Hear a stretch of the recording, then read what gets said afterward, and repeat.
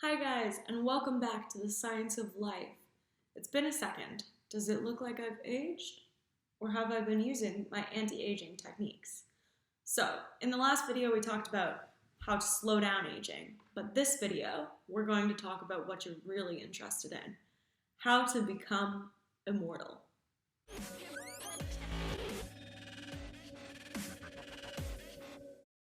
This first strategy towards potential human immortality I call don't age, or the vampire strategy.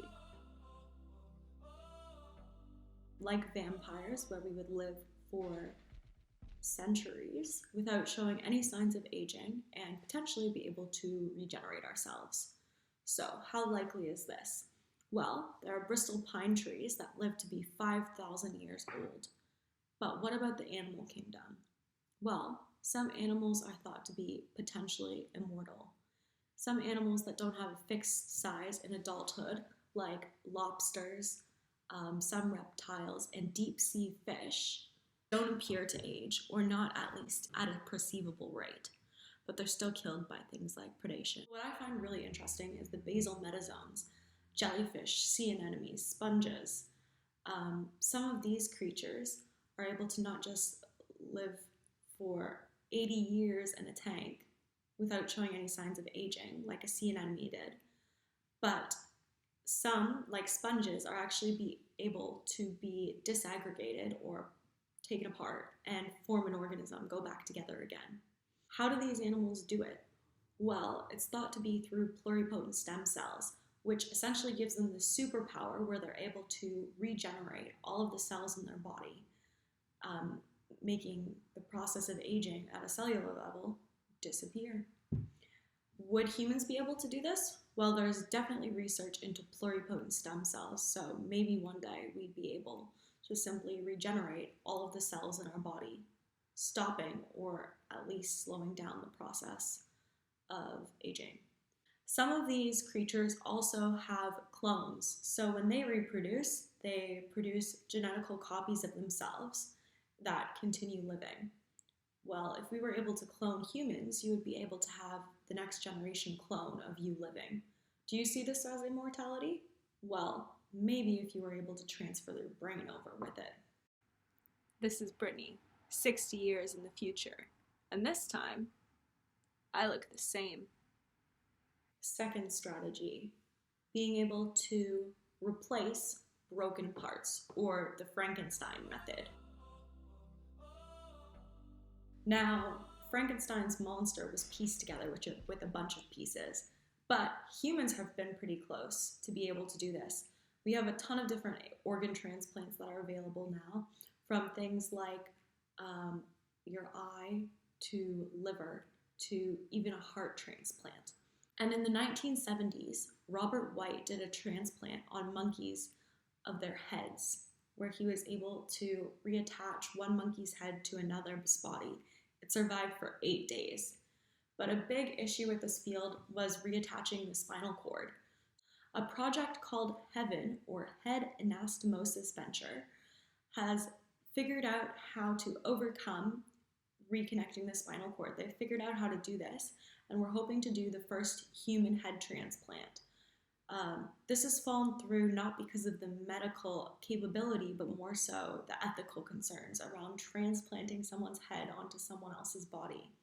There's also been progress with growing organs in petri dishes, so this is not yet to the point where we can just grow a liver and stick it in there, but the research is happening so that sometime in the not so far future, you might be able to get a transplant not from someone else, but from your own cells being grown into that organ. Pretty crazy, right?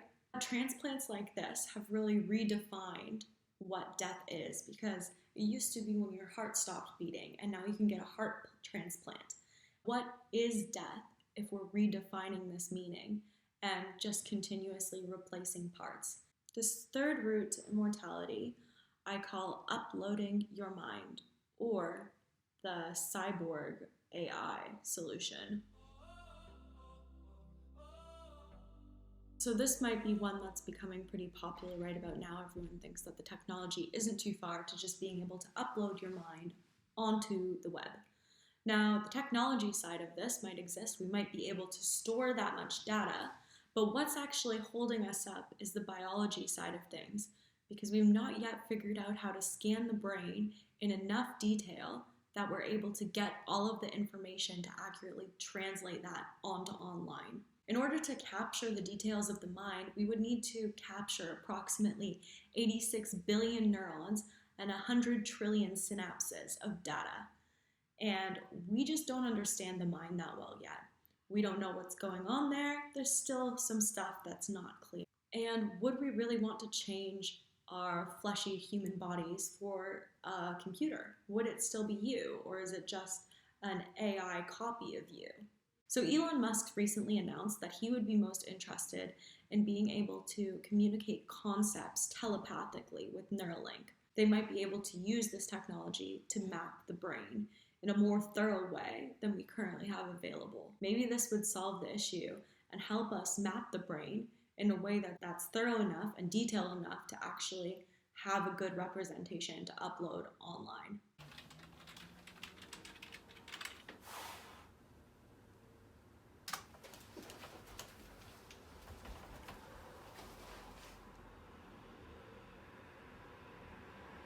So, it just might be possible for humans to become immortal, whether that's through pluripotent stem cells and being able to regenerate yourself, or if it's by growing organs in a dish and being able to replace body parts that go bad, or if it's uploading your mind onto a computer. But would you want to live forever?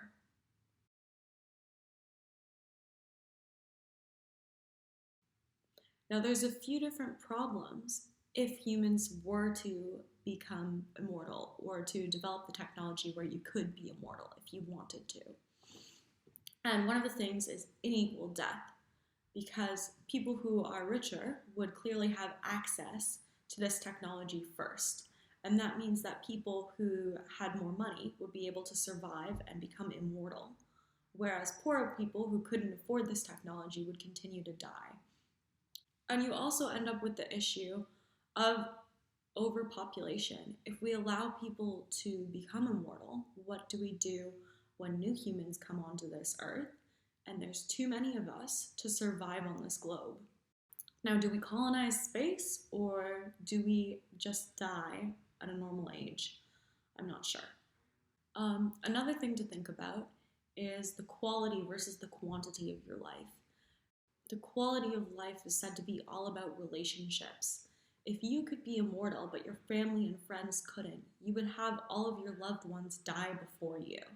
And it's really that short amount of time and those meaningful relationships that give life its value. The last thing to think about if you're considering becoming immortal is the meaning of life. And that's a pretty big thing to consider. But in some ways, death gives life its meaning. You know you only have a finite amount of time on this earth, and that's why you get things done. But if you were to just be immortal, what would be your drive to continue going forward? Is anything that lasts forever actually good? Or is it only good because it's in that moment and it's always passing? What about religion? Would you, by becoming immortal, be breaking the rules of the universe or God or whatever? I'll leave the question with you. In the next few years, science and technology is going to continue to increase exponentially. If you were able to, would you want to become immortal?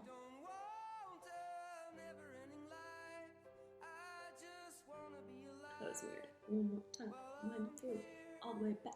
1, 2, 3.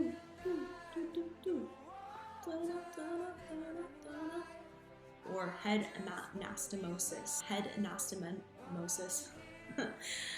Well, there are trees called Bristol pome. Bristol pome. What is it to be human if you're no longer mortal? Crazy. Pretty weird.